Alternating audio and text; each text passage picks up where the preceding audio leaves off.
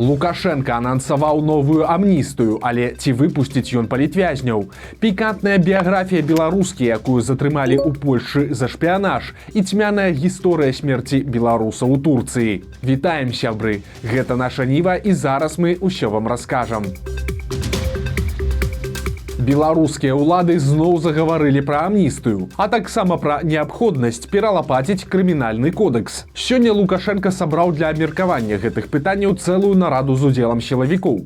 Нагадаем, што ў 22-м годзе ў Беларусі ўжо ладзілі амністыю, якая закранула 8,5 тысяч чалавек, але сярод іх не было палітычных зняволеных. Гэта тлумачылася тым, што яны, нібыта, уяўляюць вялікую небяспеку для дзяржавы і замахваюцца на асновы канстытуцыйнага ладу. Не збіраюцца выпускаць палітычных і сёлета. Міністр унутраных спраў Іван Кубракоў выступіў з адпаведнай прапановай, якую улады падтрымалі. Все понимают, что совершили эти люди, и на сегодняшний день проблема остается.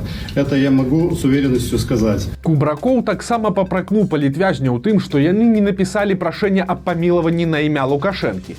Гэта для галоўнага міліцыянера Беларусі сведчыць пра адсутнасць пакаяння. Хутчэй за ўсё, новая амністыя не закране і самыя масавыя групы асуджаных у беларускіх турмах, забойцаў і закладчыкаў. Зробяць выключэнне толькі для шматдзетных жанчын, не пазбаўленых бацькоўскіх правоў, але такіх на ўсю краіну толькі 20. А асноўную мэтавую аўдыторыю новай амністыі, як і папярэдніх, складуць карупцыянеры і тыя, хто адбывае пакаранне дома. Таксама у Беларусі хочуць перастаць саджаць у турмы па некаторых артыкулах крымінальнага кодекса. Вярхоўны суд налічыў ажно 35 такіх, што прадугледжваюць пазбаўленне волі за здзяйсненне менш цяжкага і негвалтоўнага злачынства. Напрыклад, адзін з такіх артыкулаў – арганізацыя занятку прастытуцыяй альбо уцягненне ў прастытуцыю пры адсутнасці абцяжарваючых акалічнасцей. Казаў на той нарадзе Лукашенко і пра суды. Маўляў, сам па сабе працэс гэта і так страшна, таму тут трэба з людзьмі быць асцярожней. Для белорусов само появление в суде – это уже тяжелое наказание перед обществом. Большинству наших белорусов. Поэтому надо очень аккуратно к этому подходить в качестве привлечения через судебные органы к ответственности. Но прежде всего надо смотреть, кого мы тащим в суд. Праўда, можна з упэўненасцю казаць, што і гэтыя развагі таксама не тычацца палітычных. За каментары і пратэсты людзей па-ранейшаму будуць брутальна затрымліваць і судзіць, а таксама паказальна асвятляць на ўсю краіну. Нядаўна мы расказвалі пра затрыманне ў Варшаве беларускі, якая перадавала спецслужбам Лукашэнкі інфармацыю пра беларускую дыяспару. Журналісты з «Зеркала» і «Рэформбай» даведаліся, што гэта за дзяўчына, а таксама пра ейнае мінулае. І некаторыя факты тлумачаць, якім чынам КДБ мог яе завербаваць. 36-гадовая Дар'я Астапенка з Баранавічаў раней была сябрам кампаніі «Гавары праўду». Падчас апошніх прэзідэнцкіх выбараў яна збірала подпісы за Андрэя Дмітрыева і была ягонай даверанай асобай. Пасля, падобна, дзяўчына кінула палітычную актыўнасць. У 22-м годзе яна расказвала баранавіцкаму выданню «Інтэкспрэс» пра сваю яркую знешнасць. Астапенка насіла рознакаляровыя дрэды, а на яе целе было мноства татуіровак. Па гэтых асаблівасцях знешнасці Дар'ю можна апазнаць у самых розных сітуацыях. Яна здымалася ў фільмах для дарослых, публікавала эратычнае фота ў інтэрнэце і прапаноўвала эскорт-паслугі. У Беларусі за гэта прадугледжанае крымінальнае пакаранне, таму, магчыма, дзяўчына была вельмі ўразлівая да вярбоўкі. Па звестках партала «Зеркала» з восені мінулага года Дар'я Астапенка знаходзілася ў Польшчы. Там яна жыла па знаёмых і мела фінансавыя праблемы, якія дапамагалі вырашаць у тым ліку сябры дыяспары. З імі дзяўчына спрабавала наладзіць кантакты. Таксама яна збірала інфармацыю пра дзейнасць харугваў паспалітага рушэння Валерыя Сахашчыка, а таксама пра беларускіх добраахвотнікаў ва ўкраіне і тых, хто аказвае ім дапамогу. У нейкі момант Дар'я, будучы нецвярозай, сама прагаварылася знаёмым пра сапраўдную мэту яе актыўнасці ў Польшчы. Пасля гэтага інфармацыю пра яе перадалі ў польскае агенцтва ўнутранай бяспекі, і 20 снежня яна была затрыманая. У яе смартфоне знайшлі доказы супрацоўніцтва з КДБ як мінімум з 2017 года. Цяпер Дар'я Астапенка прад'яўлена абвінавачванне па артыкуле «Шпіянаж». Ёй пагражае не менш за 5 гадоў пазбаўлення волі. Два прэзідэнты для Натальи Качановой. Старшыня Савета Рэспублікі рассказала пра неардынарную традыцыю. Заўсёды перад нарадамі у Лукашэнкі яна з'ядае па 2 сінія цукеркі прэзідэнт.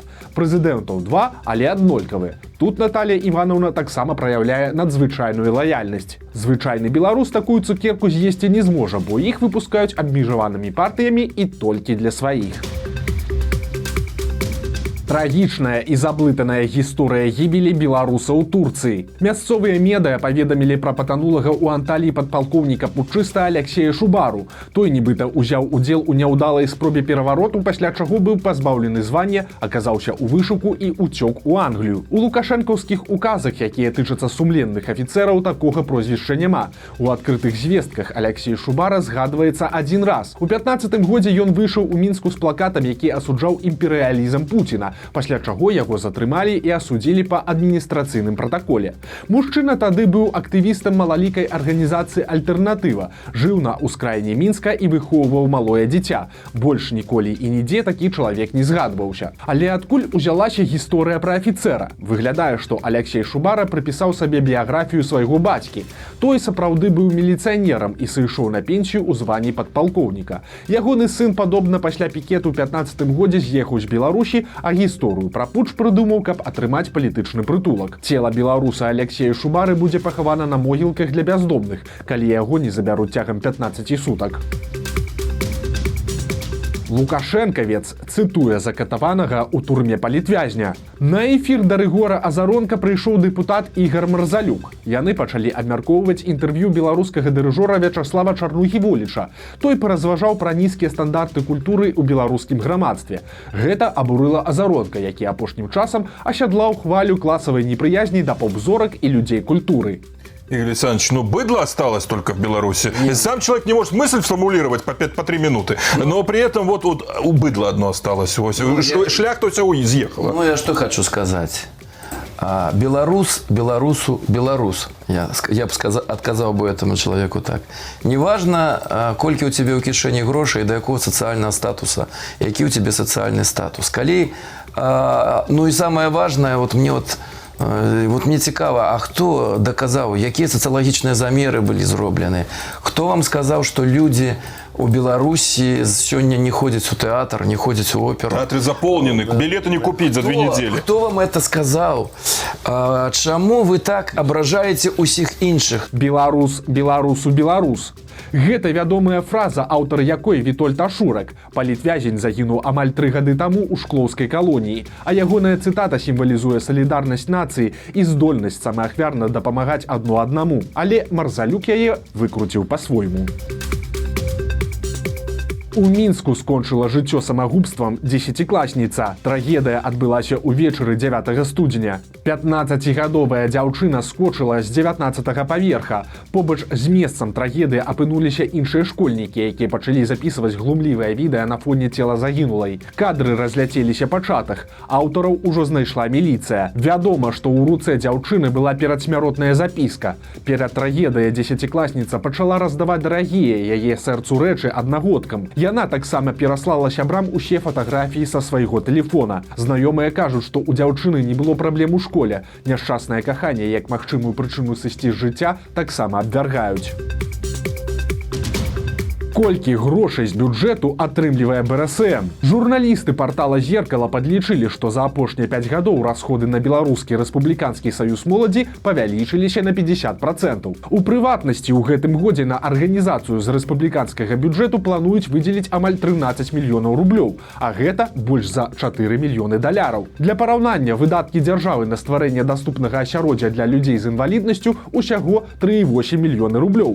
На развіццё прадпрымальніцкай дзейнасці, ахову прыроды і нават друкаваныя дзяржаўныя СМІ з бюджэту выдзяляюць менш. Ды і наогул за 10 гадоў на БРСМ патрацілі 35 мільёнаў даляраў. Такая вось плата за лаяльнасць уладзе і стварэнне паказухі. Наколькі моцны крызіс у папулярнай сеткі крам? Ад восені колькасць крам дзіцячых тавараў «Буслік» скарацілася ў 3 разы. Калі летась кампанія валодала болей чым 40 аб'ектамі, то цяпер іх засталося ўсяго 14, большасць з якіх знаходзіцца ў Мінску. Праблемы ў сеткі пачаліся ў канцы 22 года з прыняццём указа аб дзяржаўным рэгуляванні цэн і абмежаванні нацэнак на тавары. Выручка кампаніі падала на працягу ўсяго мінулага года, а найменш эфектыўныя крамы давялося закрыць. Польскі ўладальнік інвестар сеткі аб'яўляў пра страту кантролю над кампаніяй у Беларусі і пагрозу яе банкрутства. Таксама кампанія прыпыніла пастаўкі ў Беларусь. Правінцыйны злодзей ласун. У 42-гадовай вяскоўкі з-пад Жабінкі вынеслі з хлява 200 кілаграмаў цукру і 40 літраў мёду.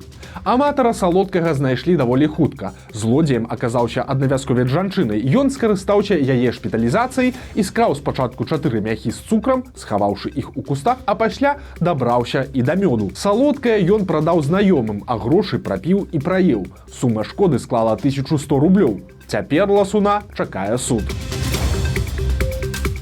Вось такія навіны чацвярга. Падпісывайцеся на канал, стаўце лайки альбо дызлайки і выказвайце свае заўвагі ў каментарах. І, канешне, чытайце нашу Ніву, глядзіце нашу Ніву і любіце Беларусь. Сустрэнемся заўтра.